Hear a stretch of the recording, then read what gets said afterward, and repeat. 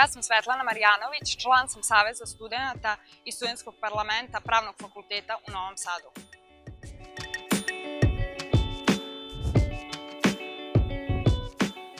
Pre svega sam jako društvena osoba i volim da komuniciram i pomažem ljudima, gde mi Savez studenata i parlament Pravnog fakulteta otvaraju mogućnost da olakšam studije svojim kolegama koliko je to moguće.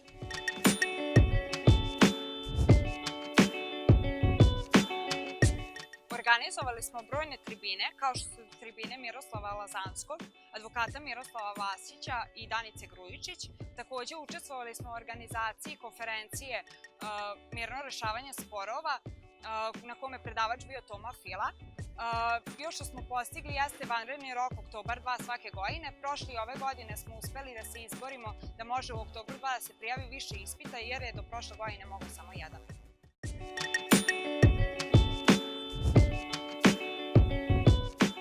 Donosi mi mogućnosti u učestvovanju, u odlučivanju o pitanjima studenata i uopšte upućivanja predloga nastavnoj upravi fakulteta kako bi se poboljšali statusi studenata.